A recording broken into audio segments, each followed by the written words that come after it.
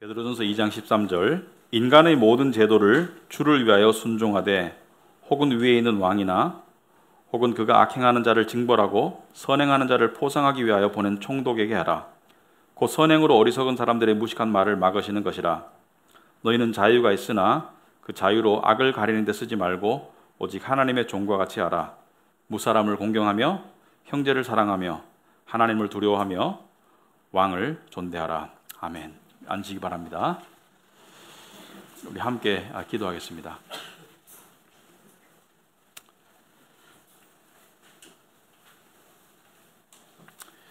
하나님 아버지, 우리의 삶이 매주 때로는 드라마와 같이 드라마틱할 때가 있습니다. 힘들거나 또는 혼돈스러울 때가 있습니다. 하지만 우리에게 주일이 있어서 함께 모여서 하나님을 예배하는 가운데, 특별히 말씀을 듣는 가운데 우리에게 다시금 고침과 회복이 있고 또 다시금 생명 되시는 말씀을 통한 뚜렷한 질서와 또 소망이 있음을 감사합니다. 이 시간도 말씀을 통해서 우리의 삶을 바라보게 하시고, 아까 우리가 죄의 고백 시간에 읽었듯이 내 머리를 채우는 것이 아니라, 내 마음의 만족, 내 감정의 만족이 아니라 말씀을 듣고 우리가 순종으로 나아갈 수 있도록 주여 믿음을 주시옵소서. 참된 믿음은 듣는 것에 그치는 것이 아니라 행함으로 나간다고 하였사오니 우리 각자의 삶을 돌아보는 소중한 시간 되게 하옵시고, 이 말씀을 통해서 더욱더 하나님과 가까워지는 저희들이 될 수 있도록 주님 인도하여 주시옵소서. 예수님 이름으로 기도합나이다. 아멘. 오늘 이 본문 말씀은 권위와 순종에 관한 말씀입니다. 결론부터 말씀을 드리면 듣기 쉬운 말씀은 아닐 겁니다. 그러나 우리에게 꼭 필요한 말씀이라고 생각합니다. 이 몇 달 전에, 얼마 전에 우리 여론조사가 있었어요. 차기 대통령 후보로서 누가 가장 국민의 지지를 받을 것인가. 그래서 조사를 했는데 그 1등으로 나온 분이 있었습니다. 그분이 자기는 대통령 선거에 나갈 생각이 없다라고 얘기했습니다. 근데 많은 사람들이 그것을 고지듣지 않고 저렇게 말은 하지만 결국은 나올 것이다. 그런데 이분이 거듭 이야기하면서 그 선거 여론조사를 하는 이 기관에다가 직접 편지를 쓴 것 같아요. 앞으로 대선 후보 인기도 조사할 때 자기는 정말로 빼달라. 나는 나갈 생각이 정말로 없다. 정말로 안 나간다. 근데 그 사람이 왜 안 나가는가? 많은 사람들이 대통령이 되고 싶어하고 정치를 해봤던 사람이면은 사람들이 불러주기를 바라는데 왜 안 나가는가? 근데 그 이유가 이것이었습니다. 나는 을로 살기가 싫다. 대통령이 되는 순간 나와 우리 가족은 을이 될 것이다. 그런데 을의 삶을 살고 싶지가 않다. 물론 그 이유가 좋건 나쁘건 간에 이 사람이 하는 말의 핵심은 이것입니다. 그 자리를 받으면 뭐하냐? 권위가 없는데. 오늘날 많은 사람들이, 선생님들이 교단을 떠나요. 교단을 떠나지 않는 선생님들도 이야기를 들어오면은 요즘에 교사 노릇하기가, 그분들 말을 비자면은 교사 노릇하기가 정말로 힘들다. 마지못해서 교단에 선다라고 이야기합니다. 왜냐하면은 학생들로부터 존경받지 못하는, 교권의 권위가 없는, 순종이 따르지 않는 그런 교사직을 하기가 참 어렵다. 우리가 공부 가르치는 기계냐. 그래서 종합적으로 봤을 때 과거 시대에는 권위의 남용이 있었습니다. 억압이 있었고요. 그것은 성경적이지가 않습니다. 하지만 오늘날의 흐름은 권위가 실종되고 있고요. 심지어 탈권위를 민주화나 인간성의 회복으로 포장하고 있습니다. 그래서 많은 사회 구조 속에서 권위가 상실되고 있어요. 권위가 상실된다는 것은 순종이 실종되고 있다는 것과 마찬가지입니다. 여러분 주부에 보시면 오늘 오스왈드 체인버 글을 1페이지에 실어놨던데요. 여기 보시면 밑에서 6번째 줄인가 7번째 줄에 이런 글이 있습니다. 우리는 지금 진흙탕에 빠져 있는, 일곱 번째 줄이네요, 그죠? 일곱 번째 줄 마지막에 우리는 지금 진흙탕에 빠져 있는 순종이란 단어를 살려내야 합니다. 이게 지금 한 60, 70년 전에 쓰여진 글이에요. 여러분, 오늘날에는 과거 시대에는 상상할 수 없는 권위자에 대한 모독이나 그런 공경하지 않는 언행이 가능합니다. 인터넷에 보면은 차마 입에 담을 수 없는 그런 욕이 가능한 게 오늘날 시대예요. 옛날 같으면 바로 잡혀갔을 거예요. 근데 권위의 억압도 문제이지만 권위가 실종되는 것도 문제이다. 오늘 본문의 17절에 보시면은 무사람을 공경하며 형제를 사랑하며 하나님을 두려워하며 왕을 존대하라 이렇게 말했습니다. 여러분, 존대한다는 것은, 공경한다는 것은 어떻게 나타납니까? 상대를 향한 공경이나 존중은 어떻게 나타납니까? 바로 말로 나타나죠. 반대를 표현할 수 있고 억울함을 호소할 수 있고 또 잘못된 것을 지적할 수는 있겠지만 그 언어가 말투에서 거칠고 아주 공경을 상실하는 것을 이야기하고 있는 것입니다. 여러분, 여기 보시면은 하나님을 두려워하며 왕을 존대하라 이렇게 되어 있습니다. 왜 이렇게 하나님을 두려워하는 것과 왕을 존대하는 것을 같이 써놨을까? 왜냐하면 권위에 대한 태도는 하나님에 대한 태도와 같이 가기 때문입니다. 우리는 눈에 보이지 않는 하나님을 사랑한다고 그래요. 눈에 보이지 않는 하나님을 순종해야 된다고 그래요. 근데 이 추상적으로 들리는 눈에 보이지 않는 하나님을 사랑함과 순종함이 구체적으로 어떻게 나타나고 증빙될 수 있을까 생각해 본 적 있습니까? 예를 들어서 어떤 사람은 찬양 시간에 뜨겁게 하나님을 찬양하고 심지어 눈물을 흘립니다. 그 사람이 하나님을 사랑하는 것인가? 그것은 그것만 가지고는 알 수가 없습니다. 어떻게 알 수가 있는가? 여러분, 율법사가 예수님에게 율법 중에 가장 으뜸되는 율법이 뭐냐고 물었을 때 예수님께서 주 너의 하나님을 마음을 다하고 목숨을 다하고 뜻을 다하여 사랑하라. 하나님을 사랑하라 그랬어요. 그런데 율법사는 한 가지 계명만 물었는데 예수님은 둘째 계명을 이야기했습니다. 한 가지만 물었는데 둘째는 이것이니 내 이웃을 내 몸과 같이 사랑하라고 말씀하셨습니다. 그것은 이렇게 볼 수 있습니다. 첫째 계명을 지키는 길이 둘째 계명을 지키는 것이다. 둘째 계명을 지키지 않으면 첫째 계명을 지키지 않는다는 것을 이야기한다. 요한일서 4장 20절에 누구든지 하나님을 사랑하노라 하고 그 형제를 미워하면 이는 거짓말하는 자니 보는 바 그 형제를 사랑하지 아니하는 자는 보지 못하는 바 하나님을 사랑할 수 없느니라. 우리가 이 계명을 주께 받았나니 하나님을 사랑하는 자는 또한 그 형제를 사랑할지라. 사람 사랑함이 없이 하나님을 사랑할 수 없어요. 우리가 참 착각할 때가 많습니다. 하나님을 향해서는 내가 열심히 있는 것 같고 심지어 뜨거운 마음이 있는 것 같을 때가 있는데 사람을 향한 관심, 사람을 향한 따뜻함, 사람을 향한 친절함, 사람을 향한 참아줌, 사람을 향한 다가감 없이 하나님을 사랑할 수 없다는 것입니다. 너무나 분명해요. 그렇다면 오늘 본문에 비추어서 우리가 하나님을 순종하는 삶을 사는가 아니면 하나님을 불순종하고 있는가, 그것 또한 분명합니다.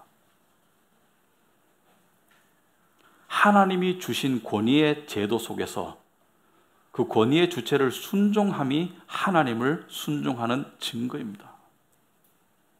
로마서 13장 1절에 보시면은 각 사람은 위에 있는 권세들에게 복종하라. 권세는 하나님께로부터 나지 않음이 없나니 모든 권세는, 오늘 본문에 보면은 13절에 모든 제도는 이렇게 말했습니다. 모든 권세는 다 하나님께서 정하신 바라. 그러므로 권세를 거스르는 자는 하나님의 명을 거스름이니 거스르는 자들은 심판을 자취하리라.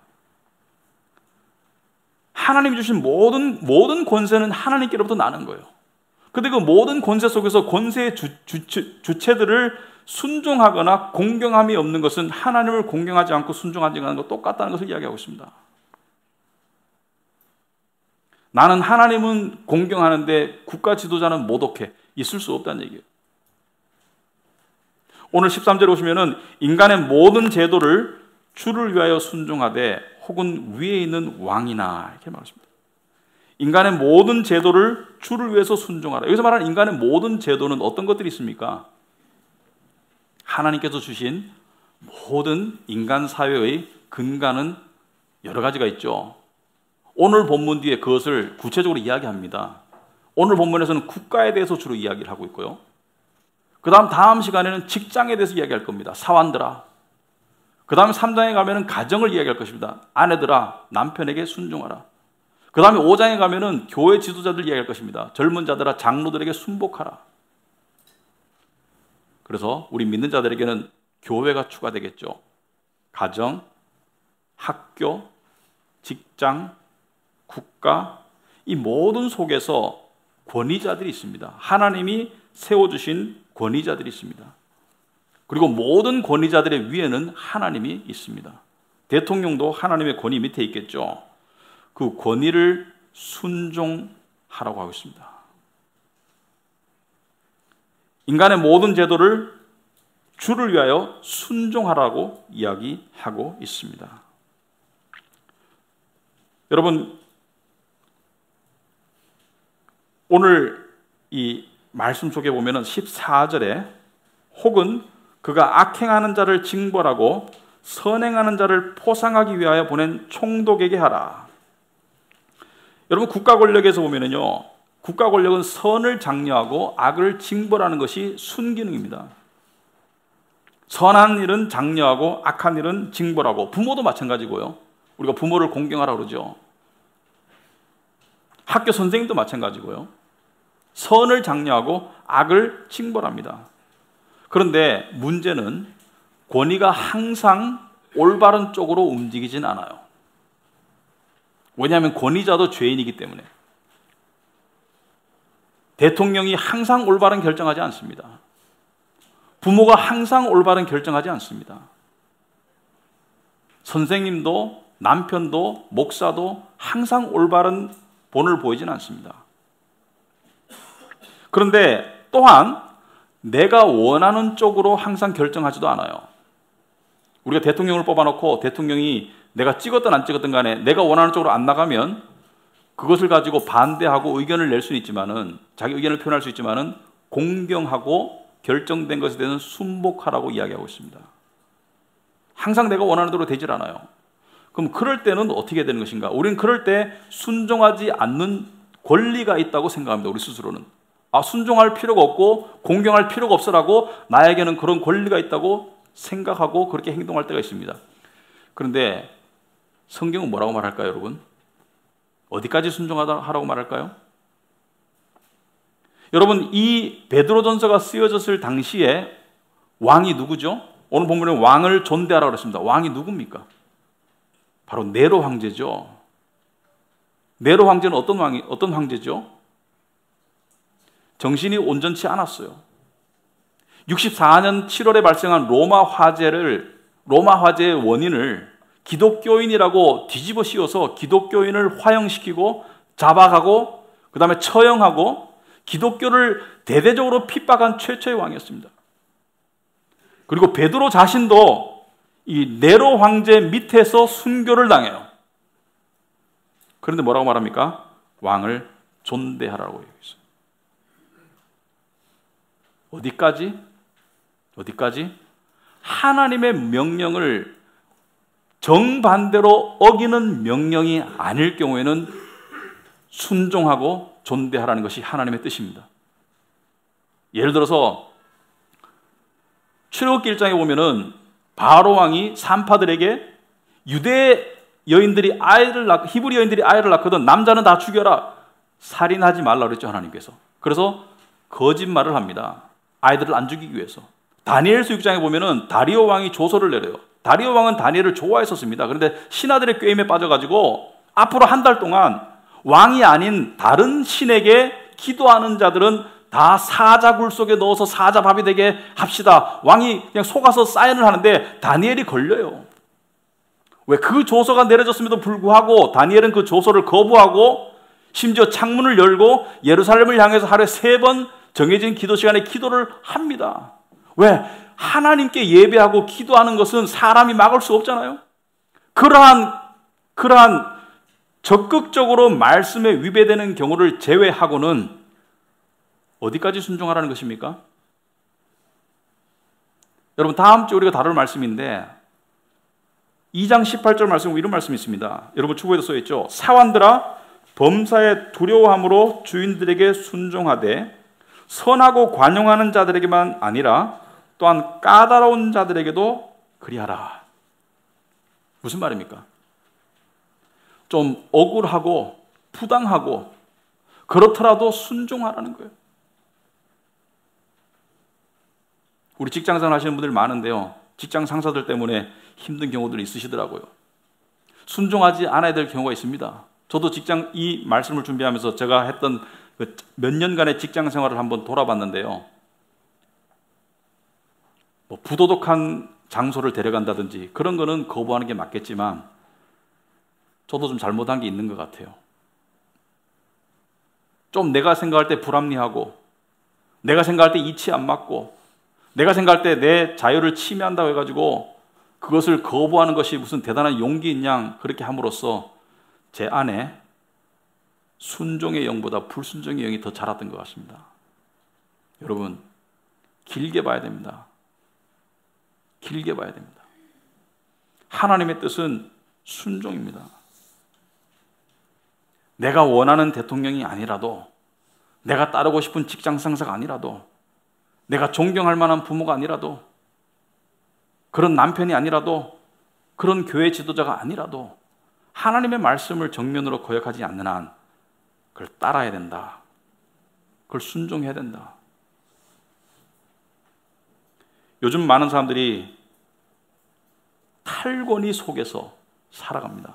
민주화 또는 인권의 회복. 그런데 그 부작용도 만만치 않아요. 우리 믿는 사람들은 시대의 조류를 따라 사는 사람이 아닙니다. 그래서 오늘 말씀이 사실 쉬운 말씀이 아니에요. 우리가 권위를 순종하고 싶지 않은 우리 육신의 이 반란성을 가지고 있어요. 그것을 정당화하기 위해서 사용하는 가장 보편적인 이유가 뭐죠? 그 사람은 권위를 존중받을 자격이 없다입니다. 그죠? 그 대통령은 권위를 존중받을 자격이 없어. 그 선생님은 권위를 존중받을 자격이 없어. 그것은 옳지 않아요. 왜냐하면 모든 권위는 하나님이 주신 것이에요. 하나님이 주신 권위이기 때문에 순종해야 되는데, 우리가 이렇게 핑계를 대고 내 판단을 우선시할 때 우리는 어떤 것을 하고 있는 것입니까? 16절에 너희는 자유가 있으나 그 자유로 악을 가리는 데 쓰지 말고 오직 하나님의 종과 같이 하라. 여러분, 우리가 어떤 자유가 있습니까? 그리스도인으로서 어떤 자유가 있습니까? 죄와 사망의 형벌에서, 하나님의 심판에서 벗어났어요. 예수 그리스도로 말미암아, 예수 그리스도께서 십자가에 대신 죽으심으로 말미암아 죄와 사망의 형벌에서 벗어나고 지옥을 벗어났어요. 더 이상 세상에 종노릇하지 않아도 될 자유가 있습니다. 세상의 우상을 쫓거나 세상을 두려워하거나 세상의 허무에 파묻히지 않을 자유가 있어요. 하지만 착각하지 마십시다. 인간은 스스로 자유할 수 없어요. 둘 중에 하나 가능합니다. 세상으로부터 자유하려면 하나님의 종이 돼야 되고, 하나님으로부터 자유하려면 세상의 종이 돼야 되는데, 나는 세상으로부터도 자유하고 하나님의 말씀으로부터도 나의 자율권을 누리려고 하는 모습은 세상의 종이 되는 삶을 착각하고 있는 것입니다. 육신의 종이 되는 삶을 우리가 착각하고 있는 거예요. 사람은 스스로 자유할 수 없습니다. 그래서 오늘 본문에 보면은 너희가 자유가 있으나 오직 하나님의 종과 같이 살아라. 우리가 그 자유를 누리고 유지하고 강화하려면 하나님의 종으로 살아야 돼요. 하나님의 종으로 산다는 것은 무엇입니까? 하나님의 말씀을 지키는 거예요. 순종하는 거예요. 그런데 그 자유로 악을 가리는 데 쓰지 말라는 것은 무엇을 말하죠? 자유로, 우리가 언제 그 자유로 악을 가리게 됩니까? 그 자유로 악을 가린다는 것은 자유라는 이름으로 하나님의 말씀을 순종하지 않을 때, 오늘 본문에 비춰보면 내 안에 주어진 권위자들에게 순종하지 않고 공경하지 않을 때, 그때 우리는 그 자유로 악을 가리는 것입니다. 차이가 이것입니다. 하나님의 주권에 따라 사는 것이 아니라 자기 주권에 따라 사는 거예요. 하나님의 주권은 무엇입니까? 하나님이 절대적으로 옳아. 하나님의 말씀이 객관적이야.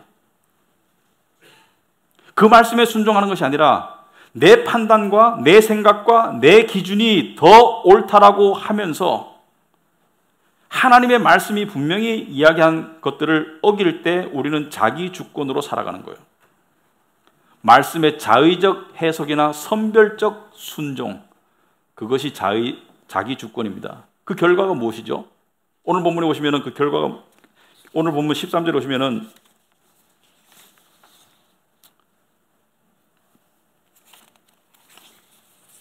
오늘 본문 보지 마시고 로마서 13장 2절에 보시면 권세를 거스르는 자는 하나님의 명을 거스름이니 거스르는 자들은 심판을 자취하리라. 권세를 거스름으로써 우리에게 어떤 결과가 있죠? 과거보다 가정이 더 단단해졌나요? 과거보다 국가가 더 평온해졌나요? 과거보다 학교가 더 안전해졌나요? 아니죠. 물론 과거의 잘못된 부분을 벗어나는 것은 맞아요. 권위의 어떤 압제. 하지만 우리가 권위를 무시하는 쪽으로 나아갈 때 우리는 또 많은 것을 잃게 됩니다. 소위 말해서 질서와 평강이 없는 삶으로 나아가게 되어 있습니다.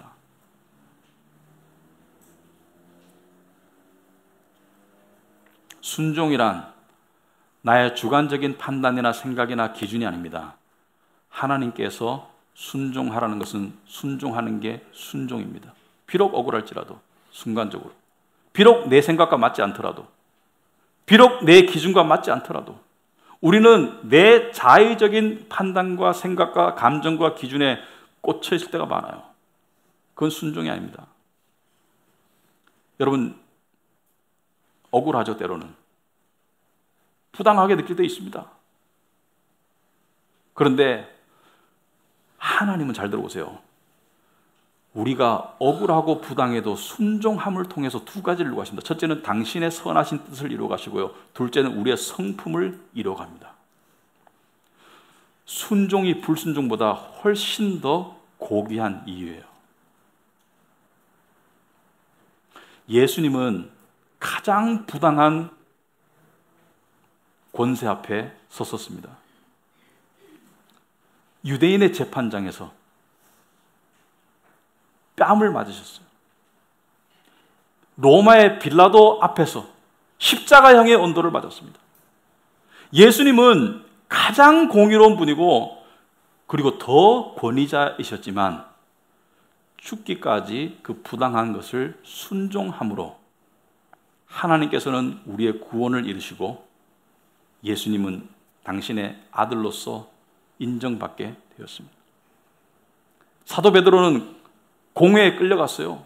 회당에 공회에 끌려가가지고 재판을 받는데 이 재판장이 사도 바울이 말을 하도 잘하니까 입을 때려서 입을 맞았는데 화가 나니까 사도 바울이 회칠한 무덤이여 라고 이렇게 따졌습니다. 그럴 때 너가 지금 대제사장에게 달려드느냐? 그때 사도 바울이 뭐라 했습니까?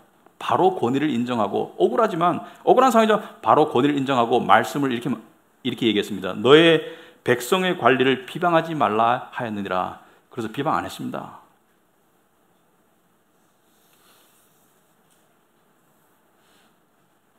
크게는 당신의 계획을 이뤄가세요. 또 개인적으로 보면 우리의 성품을 이뤄갑니다. 여러분 이런 말씀 한번 들어보세요. 순종의 힘이 반항의 힘보다 강합니다. 결국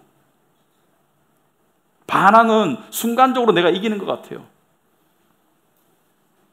하지만 순종은 훨씬 더 오래가고 진정한 열매로 나타납니다.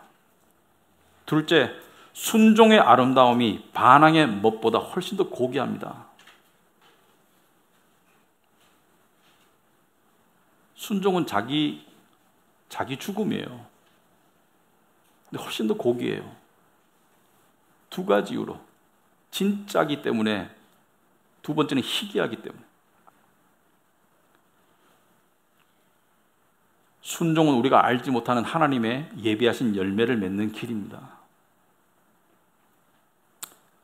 그래서 17절에 무사람을 공경하며, 여기서 무사람은 모든 사람을 공경하라는 거예요. 모든 사람을 공경하라.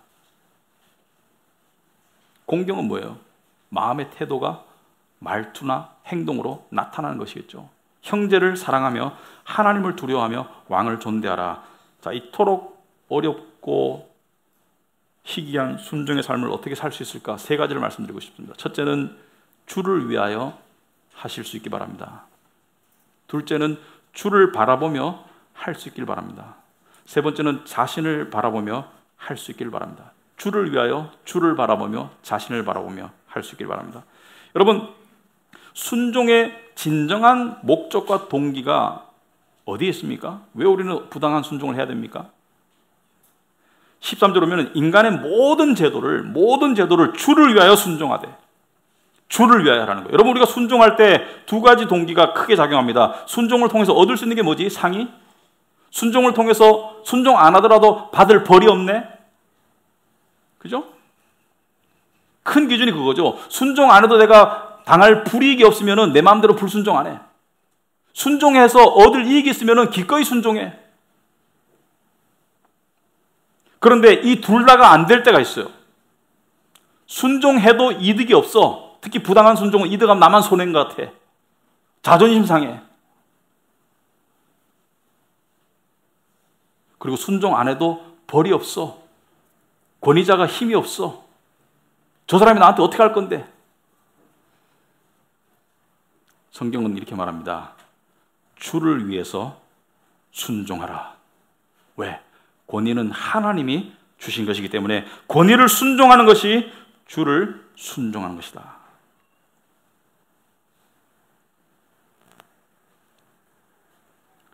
두 번째, 주를 바라보며 순종할 수 있길 바랍니다. 여러분, 우리가 복음, 믿는 복음, 십자가에서 예수님께서 우리 죄를 위해서 대신 죽으시고, 그 우리가 믿는 복음을 권위라는 관점에서 표현하면 이렇습니다. 예수님의 십자가는 가장 부당한 권위에 대한 가장 철저한 순종을 통해서 가장 놀라운 열매를 맺은 것입니다. 가장 부당한 권위에 대한 가장 철저한 순종을 통해서 가장 놀라운 열매를 맺으신 것입니다. 그는 근본 하나님의 본체시나 하나님의 본체시나 하나님과 동등됨을 취할 것으로 여기지 아니하시고 오히려 자기를 비워 종의 형체를 가지사 사람들과 같이 되셨고 사람의 모양으로 나타나사 자기를 낮추시고 죽기까지 복종하셨으니 곧 십자가에 죽으심이라. 주를 바라보며 할 수 있기 바랍니다. 특히나 부당하다고 느낄 때, 특히나 억울할 때, 특히나 자존심 상할 때 주를 바라보고 하길 바랍니다. 주를 닮아가는 길입니다.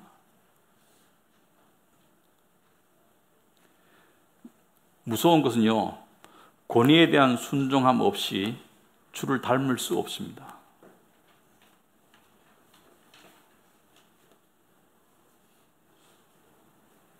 많은 크리스찬들이 하나님 주시는 이 자신감이 있어요. 확신이 있고요. 근데 순종의 열매 없이 진정으로 주를 닮아갈 수 없음을 이야기합니다. 내가 아무리 내 신앙이 확고하고 내 신앙적인 주관이 뚜렷해도 순종의 깨어짐과 부서짐 없이 진정한 신앙으로 나갈 수 없음을 이야기합니다. 순종은 고통스러운 거예요. 어느 누구도 순종의 입장이 아닌 사람이 없습니다. 하나님 아래에서는 순종은 고통스러운 거예요. 하지만 그런 영혼을 하나님은 기뻐하시고 그런 영혼을 돌보십니다. 이사야서 66장 2절에 나 여호와가 말하노라. 내 손이 이 모든 것을 지었으므로 그들이 생겼느니라. 물은 마음이 가난하고 심령에 통회하며 내 말을 듣고 떠는 자 그 사람은 내가 돌보려니와. 여러분, 하나님께서 여러분을 돌보기를 원하시죠? 하나님이 돌보신다는 건 뭐예요? 하나님이 나를 바라봐 주시고 나와 함께 하신다는 것을 말합니다. 여러분, 우리 삶 가운데 하나님이 나를 바라봐 주시고 하나님이 함께 하시는 그 증거들이 심령 가운데 없다면은 그 이유가 무엇일까요? 마음이 가난하다는 것은 겸손하지 않기 때문에, 심령에 통회한다는 것은 마음이 부서짐이 없기 때문에, 하나님의 말을 떤다는 것은 말씀을 순종하는 그러한 떨림이 없기 때문에, 이게 오늘날 신앙인들에게 저를 비롯해서 참 부족한 부분이라고 생각합니다. 특히나 머리만 굵어지기가 참 쉬워요. 저도 마찬가지고 여러분도 마찬가지입니다. 하나님께서 원하시는 순종이 있을 겁니다.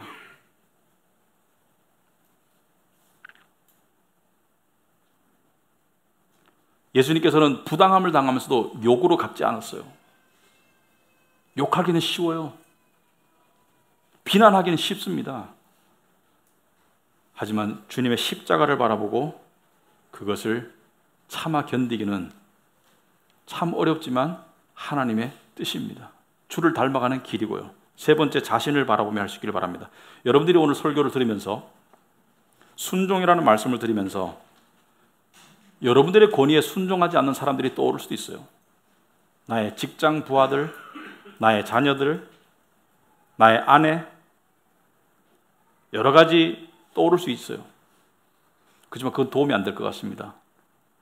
여러분들이 권위의 자리에 있다면 권위를 올바르게 행사해야 되겠지만은, 여러분들에게 하나님의 말씀이 요구하는 것은 나를 향해 순종하지 않는 자를 바라보기보다는 주를 향해서 순종해야 될 나를 바라보는 것이 더 합당합니다.